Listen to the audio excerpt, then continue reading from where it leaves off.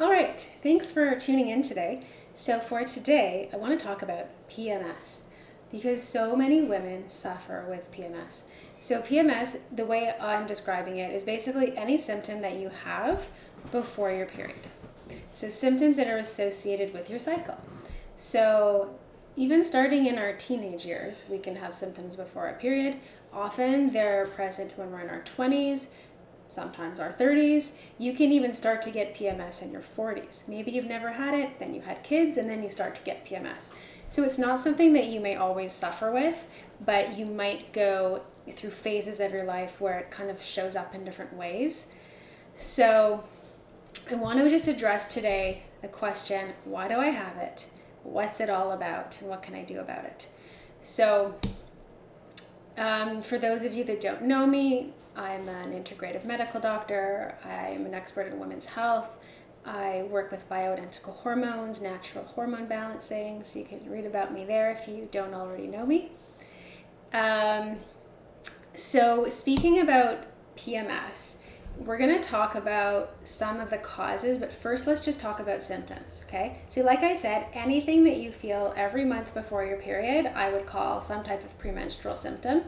That could be a headache for a few days. It could be bloating, fatigue. You can't sleep as well. Some women get hot at night before their period. You might have breast soreness. You might have looser stool, or you might have constipation. You might have acne. You might have more anxiety. You might be moody. You might be irritable. There's lots of different presentations of it.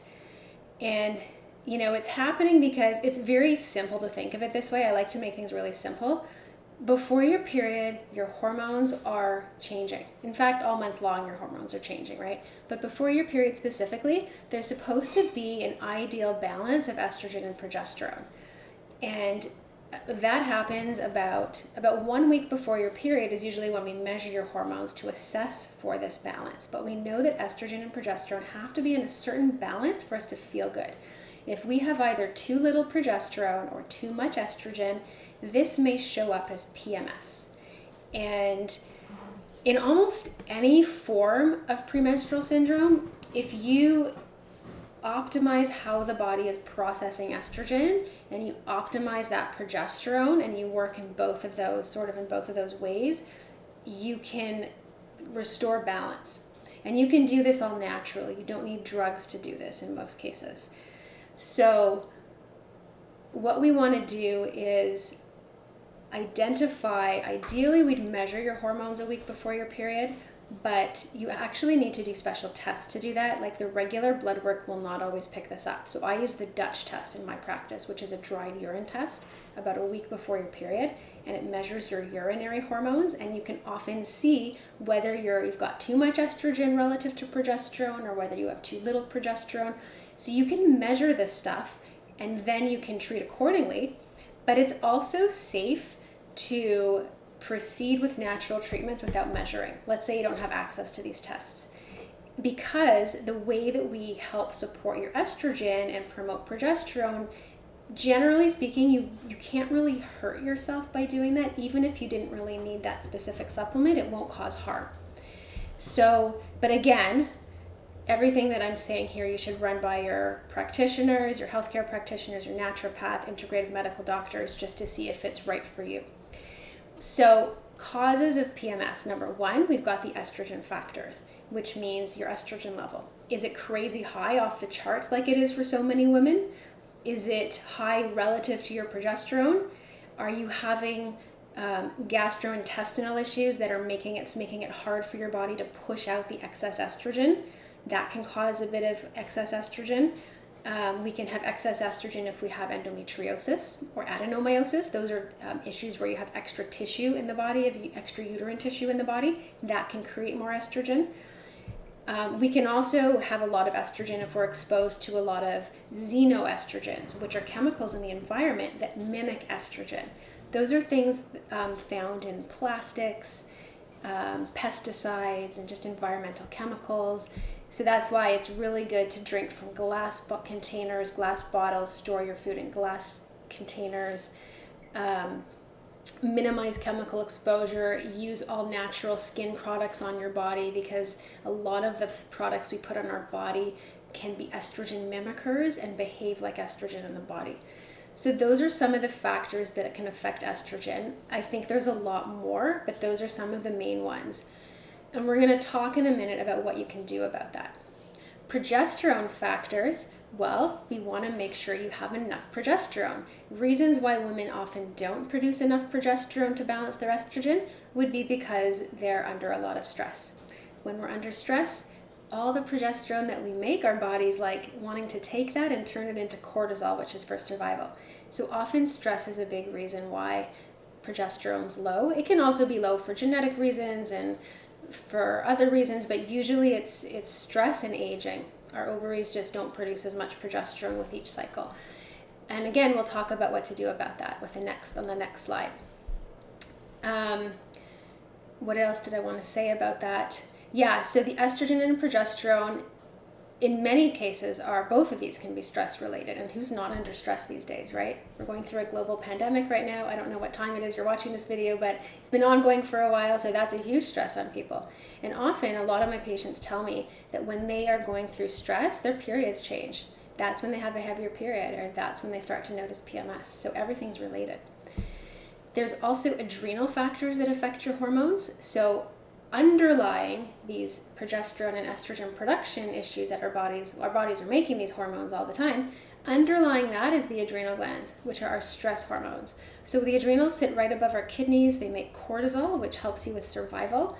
When you're in fight or flight mode and maybe you're so exhausted, but you're so wired, or you're running on adrenaline, or you've just got so much stress, something's going on with your adrenals that's natural and normal. Your body is trying to cope with life, and when the body's adrenal glands are stressed and are making lots of cortisol, that's also going to impact our progesterone and estrogen, and that's going to basically be a deeper cause of the imbalance, which will then lead to PMS.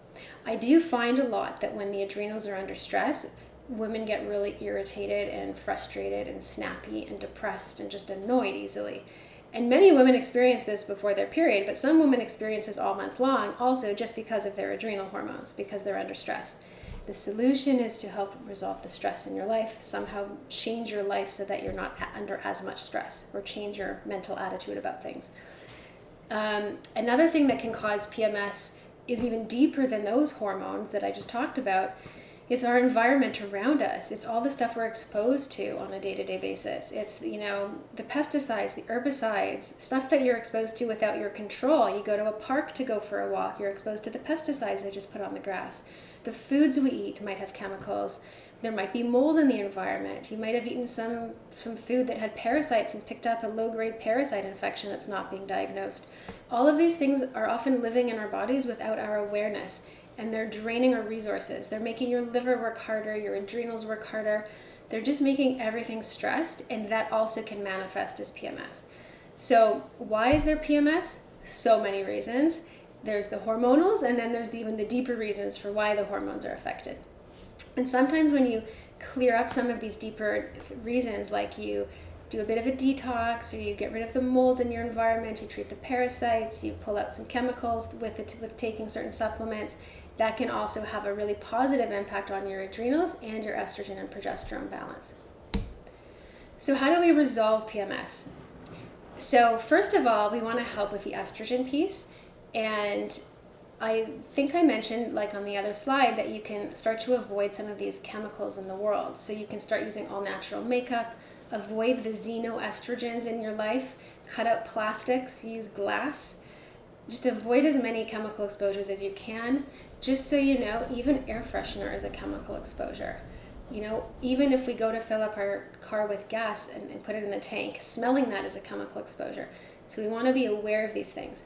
But one thing you can do is take 2 tablespoons of ground flaxseed a day. That helps to push excess estrogen out in the stool. So that's one thing. Gives you a bit of fiber as well. It might help with any constipation you're having. Changing your diet, like I said, cutting out processed food, refined foods, eating mostly a wholesome diet with like vegetables and fruits. Low fat, I believe, is a really great way to eat. It's really healthy for the liver. healthy sources of protein. Plant-based is a wonderful diet, in my opinion. So we've got those, and then we have progesterone factors. You can actually help to boost progesterone by either taking an herb called Vitex or chasteberry, or you can work with a bioidentical hormone doctor and have progesterone actually replaced for part of the month. And that would be like a cream or pill that you take of a bioidentical progesterone. The adrenal factors we can address by taking adaptogens, which are herbs like ashwagandha, rhodiola, ginseng, schizandra. There's a whole list of these. These are like all at the health food store, right? So adrenal factors can be really supportive. But same with, even better actually, is addressing the stress in your life, optimizing your attitude, and making some lifestyle changes so you don't feel as stressed. That's really huge. The last part is about underlying undiagnosed factors. So to kind of clear out some of the junk in the body that shouldn't be there, that's draining its resources, you can do it by doing certain detoxes or cleansing, and I would suggest working with a practitioner on these rather than just doing it yourself. You can even work with a functional medical doctor that can do special tests that can look for, let's say, mold, parasites, toxins, and they can identify what's in your body and give you a very specific protocol for helping to release it from the body. And then, of course, you can also help your body detox by just eating really clean, taking some of the burden off your inner organs by cutting out foods that are troublemakers. Fruits and veggies are great. There's a really wonderful smoothie I love called the Heavy Metal Detox Smoothie. You can Google that and get the recipe online. It was created by the medical medium. He just blends a bunch of foods together that are really high in antioxidants, high in vitamins, high in minerals. He says they help to excrete metals from the body. They're just loaded with nutrients, and it's a really good tasting smoothie. Also, of course, eating organic and avoiding the chemicals that we're putting in our body through food is also a really helpful thing, because a lot of the things that come into our body comes in through our mouth with what we swallow. So I hope you found that helpful. Thanks for watching today, and I probably will be posting some more content relevant to this issue in the future. So I hope to see you later. Have a great day.